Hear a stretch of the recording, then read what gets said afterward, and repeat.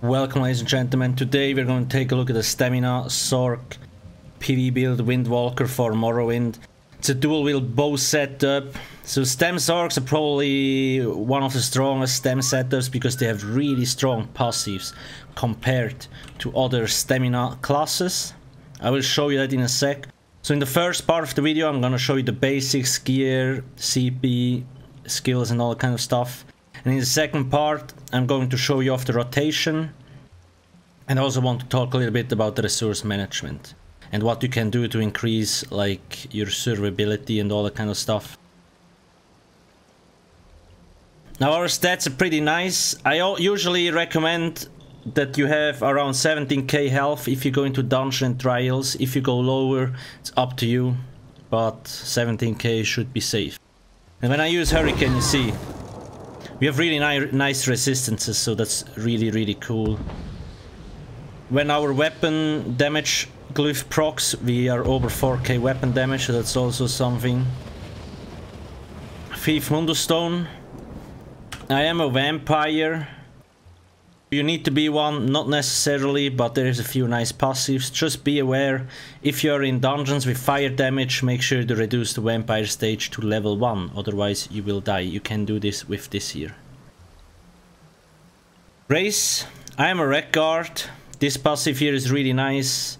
Then you have 10% max stem and stem recovery.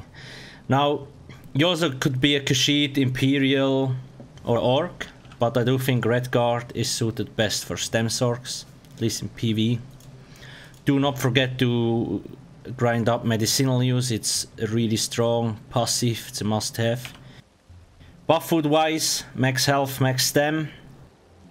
You also could use a dubious Cameron Throne if you want to get more recovery, but we have kind of a hybrid rotation, light and heavy attacks. Then the weapon power pots, major brutality, major savagery, and they give stamina, so they are a must-have, at least for end game. Now, gear-wise, there is a lot of good options. On my website you will find the best in slot, you will find like the easiest way to sustain and easy to get gear setups and all kind of stuff. I will put the link into the description, make sure to go check it out. Now here I have the highest damage setup. Basically, Twice Fanged Serpent set, it's a must-have. 5k extra physical penetration, it's so strong. Drops in Sanctum of Idia, if I remember correctly, and I have 5 pieces of War Machine. This is a new set, drops in Halls of Fabrication. When we use ultimate ability, you and the closest 2 allies within 28 meters gain Major Slayer. And it increases your damage by 15% in dungeon and trials, like against monsters. So that's really strong. And 2 of your buddies get it. Like most people probably don't have weapons, so you also could use the Hunting's Rage set.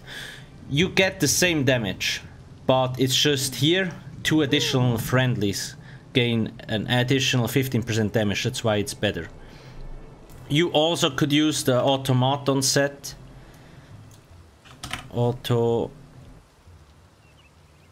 This here, because Sorcs have a lot of physical damage. The only non-physical damage is basically poison injection. This here is also physical damage, so this might be even stronger than Hunting's Rage, but you need to farm this. Hunting's Rage, you can craft it. If you want better sustain, I recommend this set here, because you see 8% cost reduction on the 5-piece, and every time you kill a monster you get 2.1k stamina back, so that's really strong.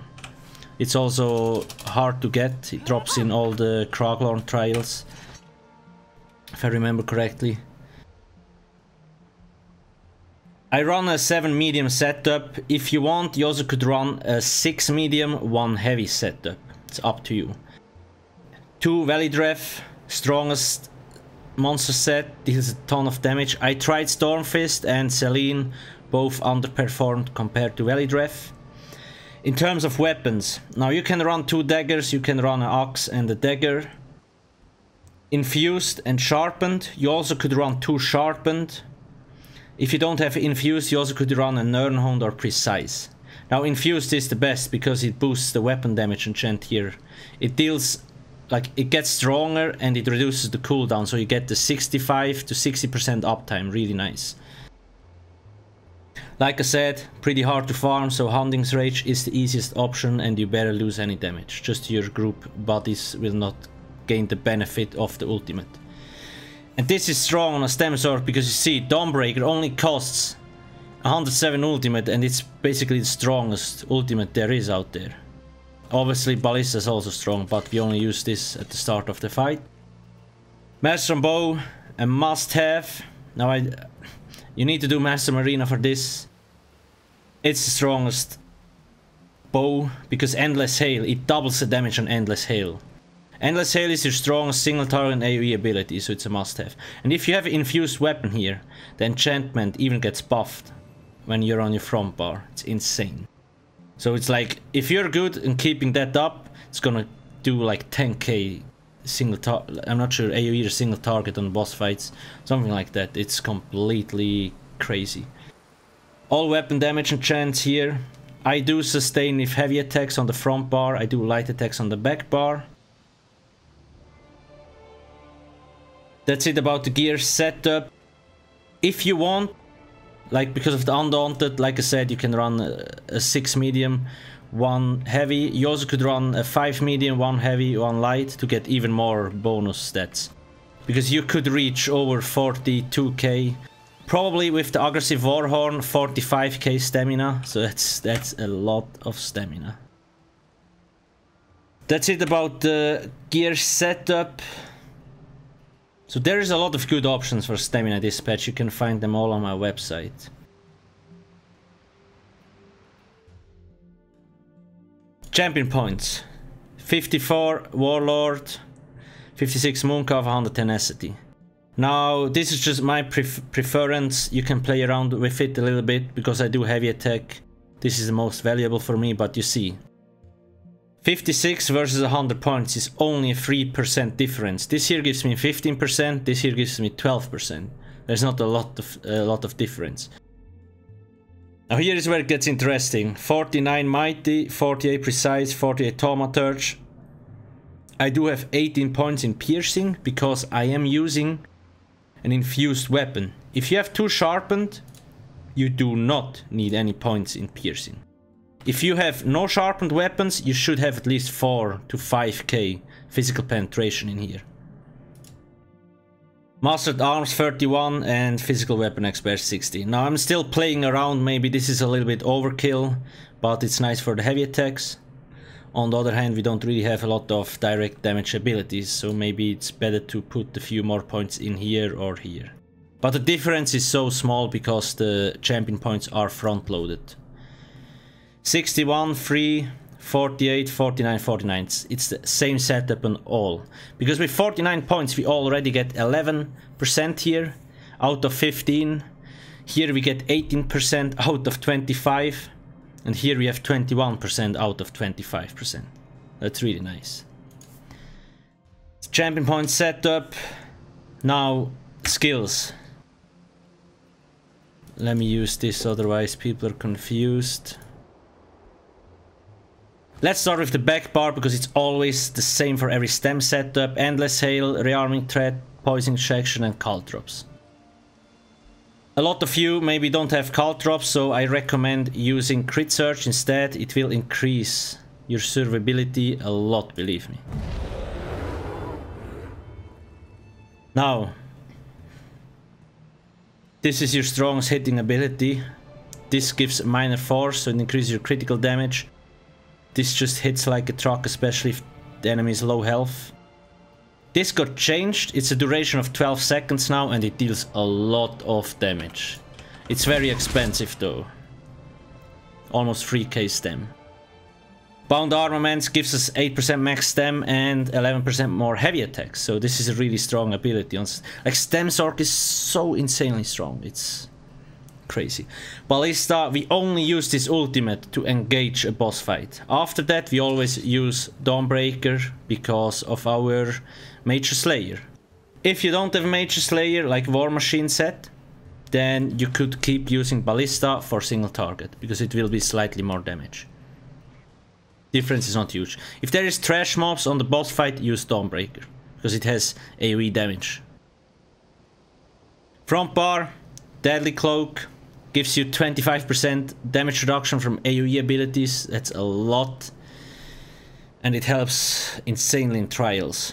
Like dual wield setup, really strong. And it deals damage, single target and AoE wise, it's really strong. Hurricane, same thing. Gives you major resolve, major ward. So it gives you like kindish 10% more damage protection. So it's really nice. And it also deals a lot of damage. Plus it looks freaking amazing. Rapid strikes. We use this when we don't have to reapply any dots. I'm also experimenting around with like Flying Blade or Shrouded Daggers, because if you have to go ranged, maybe it's better choice, or if there is AoE, maybe this.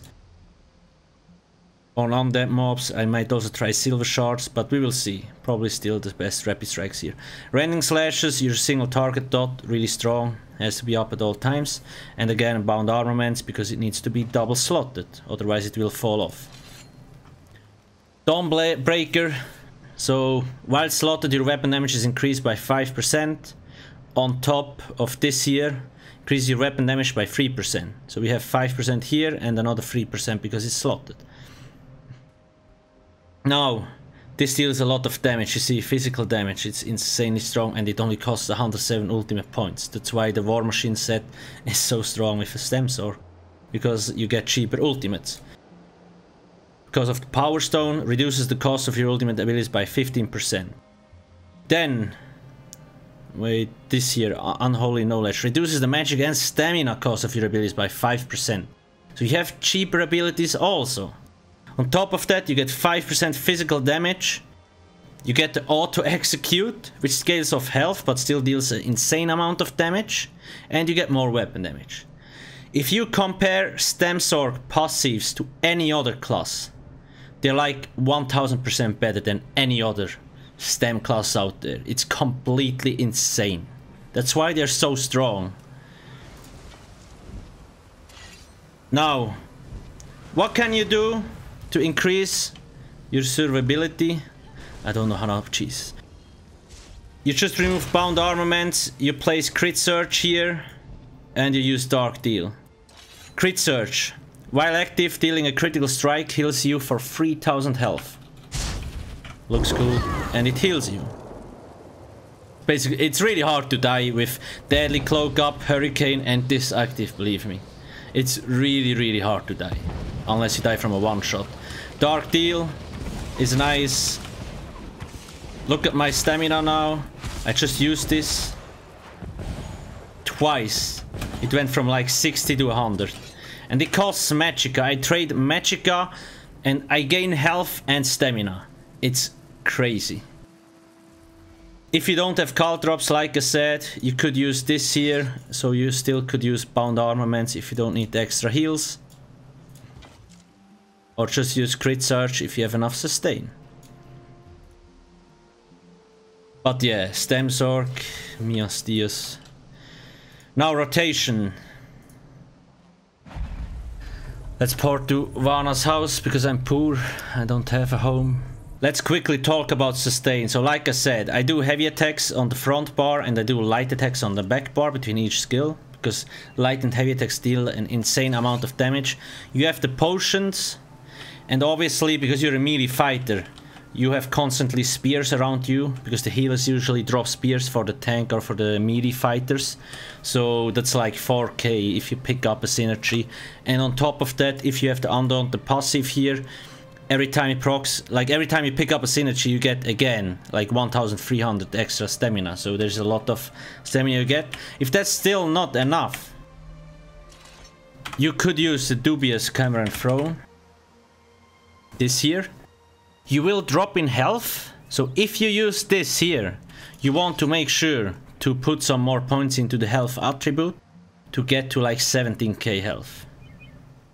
But like I said, you see, we already sit at 1k stem recovery because we have actually another strong passive here that I didn't even mention.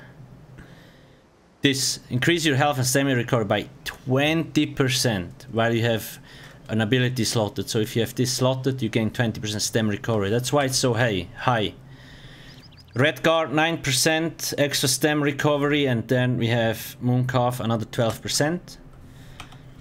Potions give us 7.6k stam back every time we use them, and our heavy attacks also return stamina. And when we pick up synergies, we also get stamina back. So for me, this here is more than enough. Like I said, Vicious Ophidian or the Vicious Serpent set is also a good option.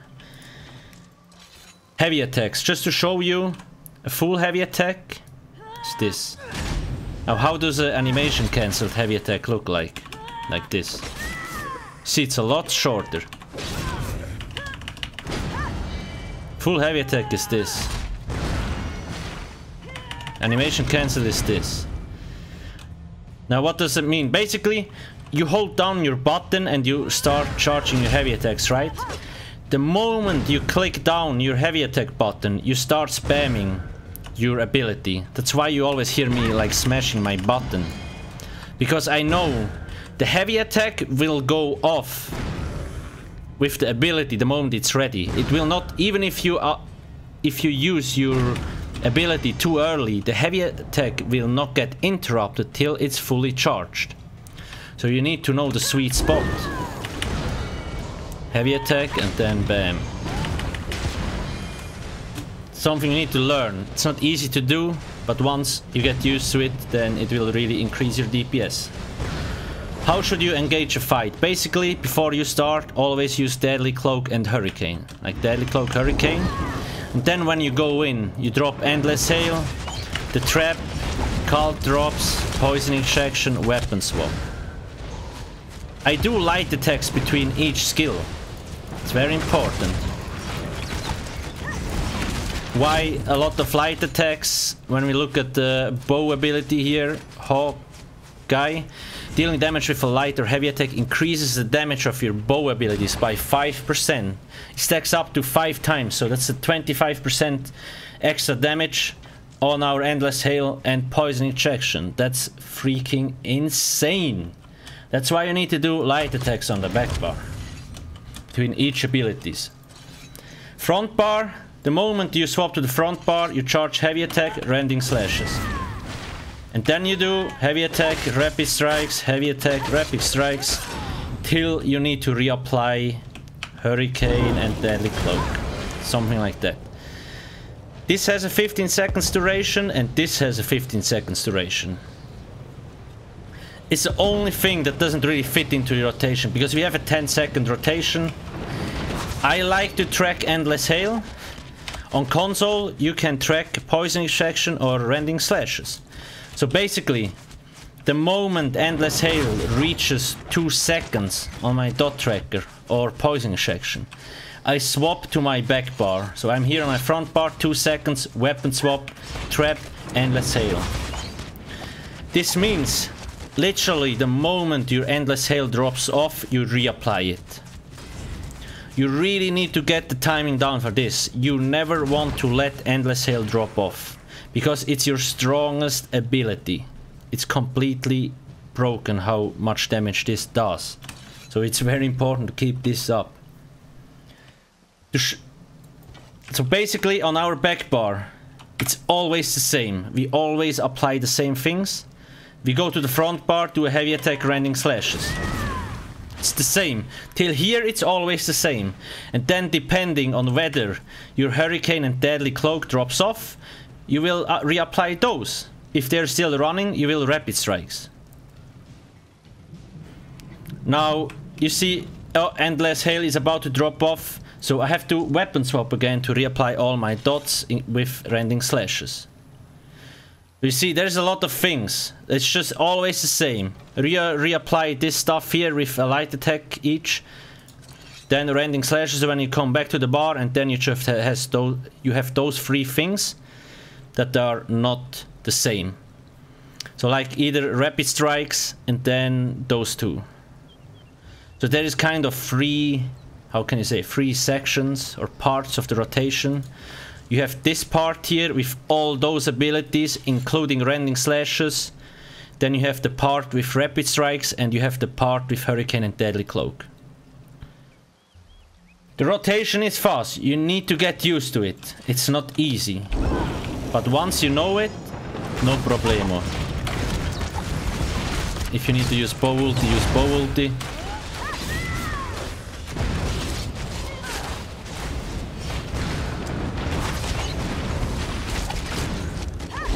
Now the things dropped off. Just want to reapply Hurricane and Deadly Cloak as fast as possible.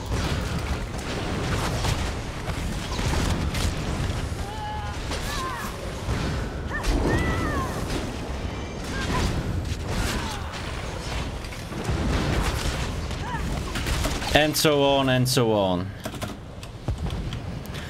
So this will take time to learn. You need to understand the idea behind the rotation. It's really fast, despite us using heavy attacks. To show you off the War Machine proc, look at my hands. They glow. Like darkish bluish. Now, like I said, bow ulti, I only use this at the start of the fight, because it deals a lot of damage. After that, always Dawnbreaker, because I only have the 5-piece bonus of War Machine active on my front bar, not on the back bar. That's why dual wield setups are really strong, you know, like you can use a monster set and still have 2 5-piece bonus sets, this full and this full. That's why they're so strong, and they have 2 separate enchantments. It's really nice. I hope this gave you an idea. Oh, about War Machine, very important.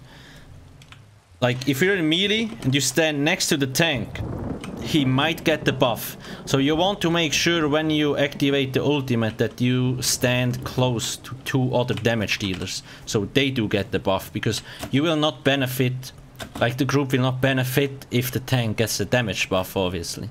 Just that. That's basically it. If you have any questions, ask me in the comment section below. If you found the video useful, please hit that like button. Thank you for watching and have a nice day. Cheers.